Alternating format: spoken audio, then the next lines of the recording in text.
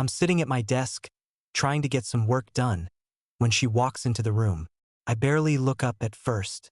I've got a deadline looming, the usual pressure, you know? But then I hear it, the words that stop me cold. I think we need to talk. I glance over, and she's standing there, arms crossed, looking like she's been rehearsing this moment. Her eyes don't meet mine. They're focused on something else, like she's already a million miles away. I put my pen down, trying to stay calm, but my chest is tight. I can't keep doing this, she says, voice steady but cold. I think you're holding me back from chasing my dreams. Hits me like a brick. It's not what I expected.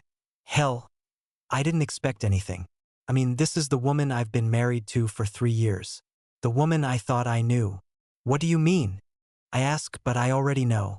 Something in her tone tells me it's not just a random fight. She shifts her weight, her jaw tight. I need space. I need to figure out who I am without you. I can't breathe for a second. So, you want to break up? No, she says quickly, like she's been rehearsing this too. Not break up, just live apart for a while. Not divorce, just space. I'm frozen, not sure how to feel. Part of me feels this weird, confusing relief, like I'm finally getting a break from all the tension. But another part of me is angry. Angry because it feels like I'm being handed a script, like this whole thing was planned, and I didn't even see it coming. I don't know what else to say, so I just nod. Okay. She stands there for a moment, waiting for more from me, but I can't give it. I have too many questions. You already looking for apartments? No, she says too quickly, her eyes shifting away. Something's off. Then why now? She just shrugs, arms still crossed. I don't know. I just need time. Feels rushed. Too rushed. And I don't trust it. But I'm not gonna fight it right now. So I tell her I'll start packing. She nods like everything's fine. Like we're both on the same page. But I can't shake the feeling that something's broken. I start packing the moment she leaves. It feels surreal, like I'm watching myself do it from a distance. But I'm moving, one box at a time, because I can't stay here anymore. I've been half-heartedly considering it for months. But now, it's happening. The furniture's half mine, so I'm not leaving without it. I walk into the living room and stare at the couch. The one we fought on last week. The one we watched movies on last night. I pull off the throw blanket, fold it neatly. Maybe it's stupid, but I wanted to feel like this was my choice. Like I wasn't just discarded. She's sitting on the couch when I return to the kitchen. She's watching me, arms still crossed, like I'm the one doing something wrong. She says she needs time to figure things out. Like it's some kind of life decision, like she's deciding which job to take or which coffee to buy. Fine, I say, trying to keep it together. But inside, I'm already fuming. Take all the time you need. I keep packing, even though every movement feels like I'm giving something away. Every time I pull something from a drawer, it's another piece of me leaving. She watches me for a second, her lips pressed tight. Then she speaks up, asking if I'll help her sort through the bills later. But I don't want to talk about bills. Not now.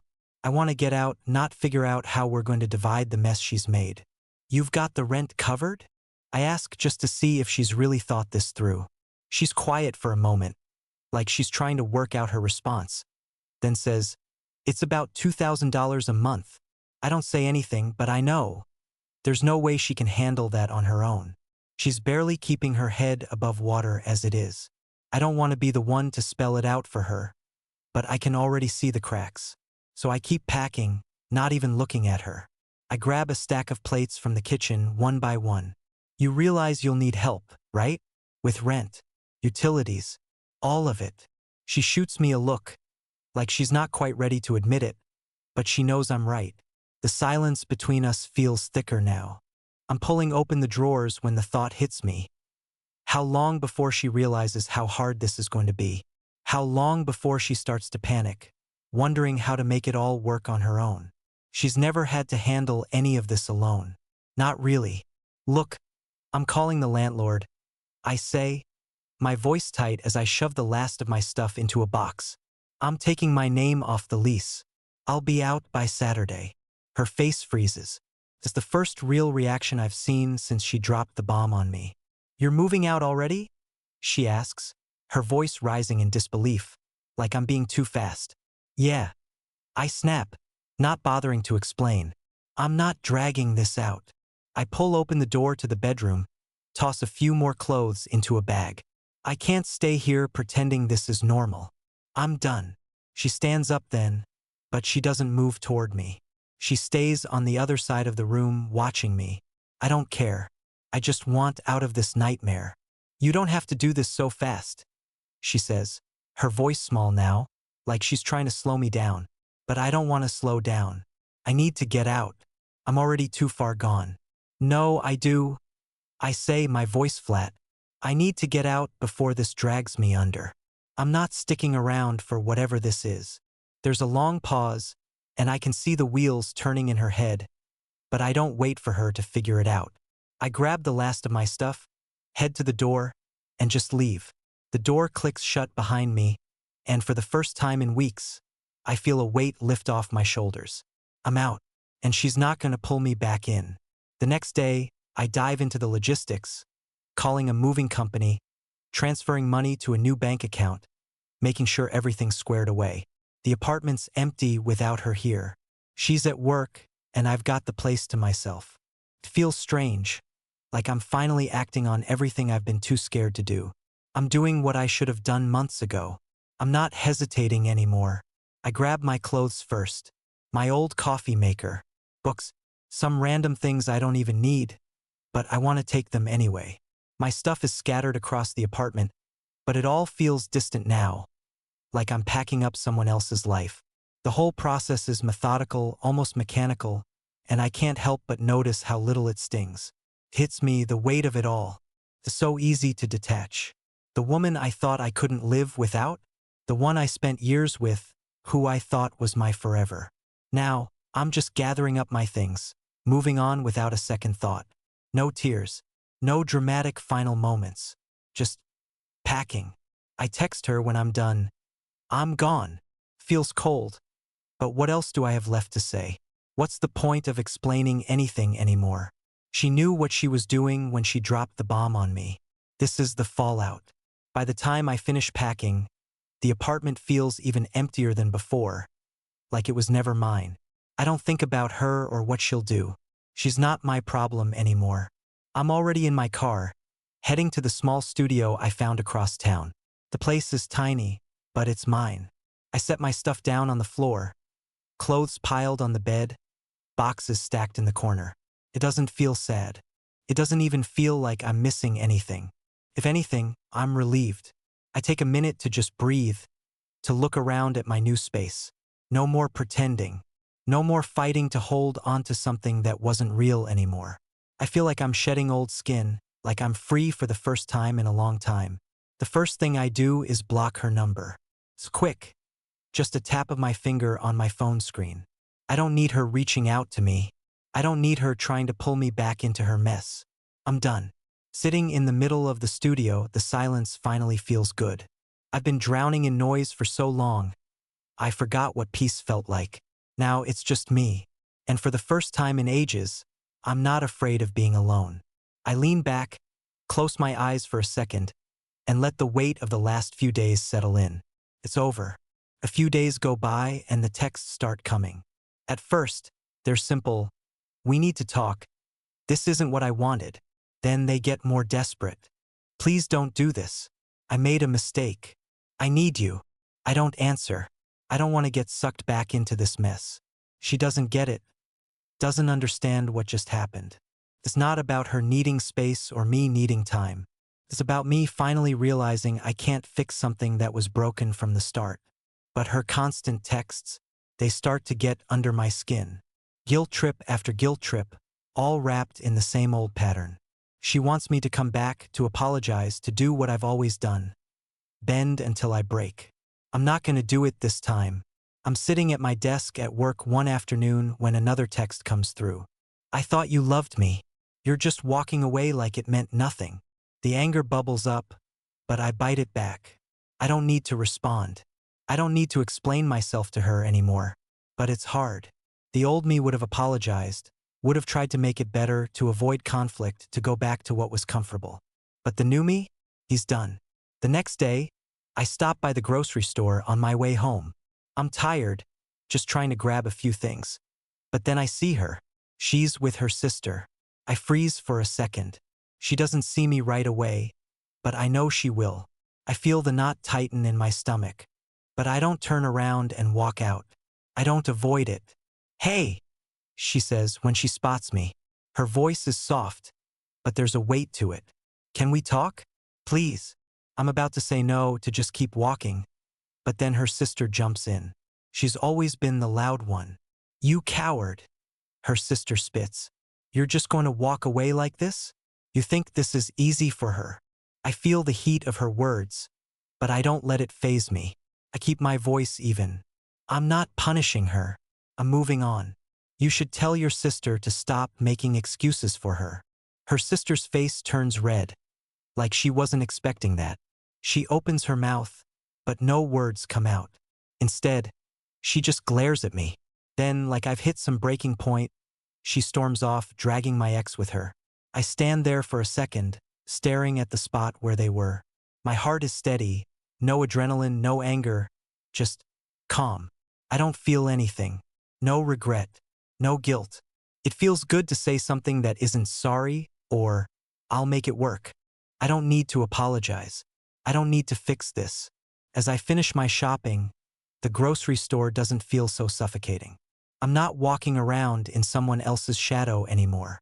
For the first time in a long time, I feel like I'm actually moving forward. I head to the self-checkout, no longer worried about what's behind me. The door shuts behind me as I walk out into the parking lot, and I realize something. It's over. For good. A couple of weeks pass, and I start to settle into the rhythm of my new life. Things are quieter now. No texts, no random check-ins. Just me, working, lifting weights, meeting new people at the gym. I'm not thinking about her anymore. I'm not even sure what I'd feel if I did. I've got my own routine, my own space, and it feels damn good. Then one day I get a text from her. My phone buzzes, and for a second I almost don't check it. It's been a while, and part of me wants to just keep going. Leave that chapter closed. But curiosity gets the best of me. "I'm moving out of state," the text reads. "I'm sorry for how everything went down. I didn't mean to hurt you." I sit there for a minute, staring at the screen, the words sinking in. She's sorry now? After all this time? After everything? I don't know why she's reaching out. She doesn't owe me anything, and I sure as hell don't owe her anything anymore. But still, the message sits in my stomach like a rock, and I can't shake the feeling that she's trying to pull me back in. Maybe it's guilt. Maybe it's regret. But for me, it's too little, too late. I don't respond right away. I just let the silence hang between us, my fingers hovering over the keyboard. I'm not angry anymore. I'm just done. Finally, I type out my reply. "It's too late for apologies. You made your choice and I made mine. There's no point in dragging it out." I don't need to hear her explanations or justifications. She made her choice when she walked away, when she said I was holding her back, when she pushed me to the edge. I don't need closure. I'm already gone. A minute later, she texts again, her words more frantic this time. "I never meant for things to end this way. Please don't let this be how it all ends." I don't even look at the message for long. It's the same pattern, the same guilt-tripping, the same attempt to rewrite what happened. But I've seen it before and I'm not going back there. Not this time. I don't answer. I just lock my phone, set it down on the counter, and move on with my day. I head to the gym to clear my head. The weights feel good in my hands. The pull of each set a reminder of everything I've been working on myself. As I lift, I can't help but think about how much easier it is now. How much lighter everything feels without the constant weight of her expectations, her neediness, the pressure of trying to make a broken thing work. By the time I finish my workout, I'm tired, but there's this steady peace inside me that wasn't there before. I don't feel anything about her anymore. No longing, no anger, nothing, just peace. I head home, shower, grab some food. It's a quiet night. Just me, doing what I've learned to enjoy on my own. And it hits me, I've finally let go. I'm moving forward. And no matter what she says or does, I'm not looking back. Feels like the first real breath I've taken in a long time. A few days later, I meet Vanessa at the gym. She's new, just started coming a couple of weeks ago, and we end up talking between sets. She's easygoing, smart, doesn't try to impress me or make small talk for the sake of it. It's a nice change of pace. No weird vibes, no pressure. We talk for a few minutes after the workout, just casual stuff, what we do for work, favorite hobbies, how long we've been coming to the gym. It's simple, nothing heavy, but there's this ease between us that feels natural. I'm not used to it. Not used to being able to talk to someone without the weight of old baggage, without feeling like I'm constantly tiptoeing around someone else's drama. By the time we're walking out of the gym, she suggests grabbing lunch. I almost say no, but then I realize I want to. So I agree and we head to a nearby cafe. Nothing fancy, just a couple of sandwiches and iced coffees, sitting at a corner booth, laughing over stupid stuff. The kind of conversation that just flows, no awkward pauses, no effort. It's like we've known each other for a lot longer than we really have. When I leave, I realize I feel good. It's not the same kind of good I used to get from being with my ex. There's no rush, no desperate need to make everything work. There's just this quiet sense of satisfaction, like I'm exactly where I need to be. A few days later, we go out again. And then again. Every time feels just as easy. There's no rush between us, no sense of urgency to make it anything more than it is.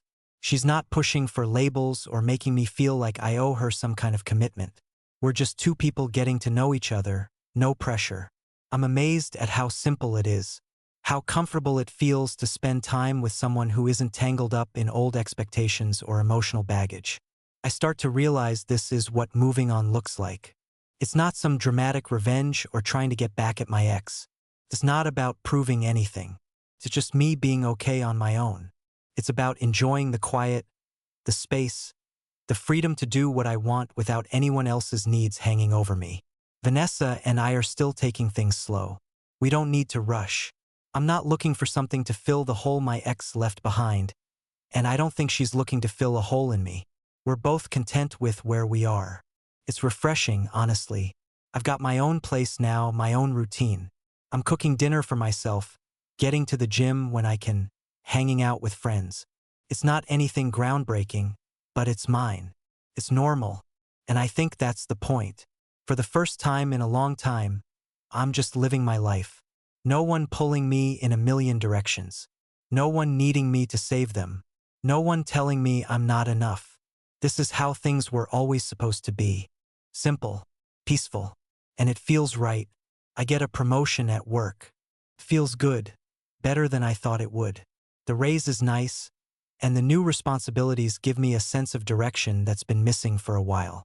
It's a solid step up, and I can feel the momentum building. But as great as it feels, it also hits me. Everything has changed. A few months ago, I was stuck in a relationship that felt suffocating. Every day was a struggle to keep things together, to keep someone else happy, to make it work when it clearly wasn't. And now, I'm running my own life. I'm doing well at work. I'm meeting people who actually appreciate me for who I am, not who they need me to be. It's like I've finally stepped into my own skin. I'm in a coffee shop one morning, grabbing my usual before heading into the office.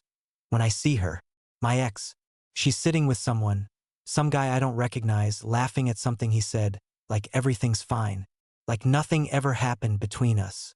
I stand there for a second, my coffee halfway to my mouth. She doesn't see me, but I can see her, how she's sitting back, a little too comfortable, a little too put together. I don't know why it surprises me. She's moved on, but I'm not stuck on her anymore. I don't feel that old pull, the need to go over and make things right or try to reconnect. It's like we're in two different worlds now. I'm on the outside, looking in, and she's still trying to catch up. I watch her for a second longer, but there's nothing there anymore. No longing, no questions, just nothing. She notices me then, her eyes locking with mine. I see her stiffen like she wasn't expecting me to be there, and for a second I think she's gonna stand up, but she doesn't. She just looks at me, like she's trying to figure out what happened. She's probably wondering if I'm still the guy who used to put up with everything. The one who always gave her another chance. But that guy, he's gone. I'm already walking out of the coffee shop before I even realize it. There's no hesitation in my step, no pause to look back. I don't need to drag it out or go through the motions of being polite. I'm not angry. I'm not sad. It just doesn't matter anymore. I can feel the weight lifting the further I get from the door. I'm moving forward, and she's not part of that. When I get back to my car, I take a deep breath. I don't care what she's doing or who she's with. I've already moved on. She might still be stuck in the past, trying to figure out how to get back to something that's long gone. But I've learned to let go. And it feels like freedom. I'm sitting in my new apartment, unpacking the last of my stuff. It's a simple process, just boxes, clothes, books. Nothing complicated. But I can't help but think about how different everything is now. When I left, I didn't expect it to feel this good. I didn't expect to feel so light. The weight of my past life with her is gone. And for the first time in a long time, I'm breathing easy. I glance at my phone as it buzzes on the kitchen counter. It's her. Can we talk? The message is short, but it feels heavy. It's the same request she's made over and over, but this time I don't hesitate. I know what I'm going to say. I've already decided. I've moved on and there's no going back. I don't respond right away. I just put my phone down and keep unpacking. I'm not running toward her anymore, not looking for closure or answers. I've got what I need now. I've got peace. A few hours later, we meet up at a park. She looks the same anxious energy, same desperate vibe. She says she's been thinking about everything, that she's sorry. She says she knows things ended badly, but she wants to know if there's a chance for us. I don't think about it. I don't have to. No, I say, and it's not hard. It's not emotional or dramatic. It's just the truth. I can't keep living in the past. I can't go back to someone who made me feel like I wasn't enough. Her face falls. She tries to argue, says I'm being too harsh, that we could figure things out if we tried. I don't get angry, but I feel this calm certainty. This is my life now. This is who I am now. And I'm not going back to what we had. Not for her, not for anyone. I'm sorry, she says, her voice tight, like she's about to cry. I can see the disappointment, the sadness in her eyes, but it doesn't make me waver.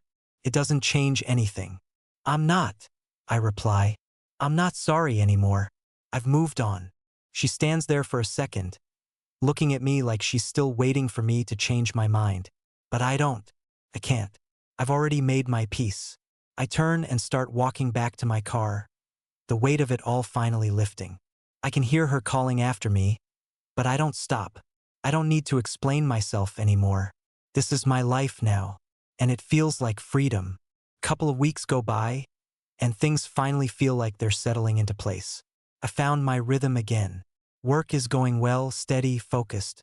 I'm hitting the gym, spending time with friends, doing things I actually enjoy. There's quiet now. Real, peaceful quiet. I wake up and move through my day without the weight of something always hanging over me. Vanessa and I are still seeing each other. It's easy with her, no drama, no pressure. We hang out regularly, grab dinner, go for walks. It's simple and uncomplicated. She's easy to be around. We're not rushing into anything, and neither of us seems to need more than what we've got. It feels good, and I'm not questioning it. I'm just here. Then, out of nowhere, I get a text from my ex. It's short, apologetic, like all the others. I'm sorry for everything. I've learned from my mistakes. I hope you're doing well. It's the last thing I expected, but somehow, I'm not surprised. She's reaching out again. But this time, I don't feel anything. No anger, no bitterness, not even the faintest tug of regret. I don't respond. I just don't care anymore. I let the phone buzz, then put it down on the counter. There's no need to reply. She's not a part of my life anymore, and I'm okay with that. I don't need closure from her. I don't need any of her apologies. The past is gone, and I've already moved on. I take a breath and look around my apartment. It's quiet, but it's mine. Everything here is new. My job, my space, my routine. I'm surrounded by things I've built for myself. The clutter from my old life is gone, replaced by something fresh. something that's all mine. I realize, sitting there in the calm of my living room, that this is the life I was meant to have all along. Not the one I thought I wanted. Not the one that was filled with confusion and second-guessing. This life, with all its peace and freedom. I stand up, walk over to the window and look outside. It's just another quiet evening, but it feels like more than that. Feels like I've found my way. And that's enough. I'm not looking back anymore. Not for her, not for anyone. This is where I'm supposed to be.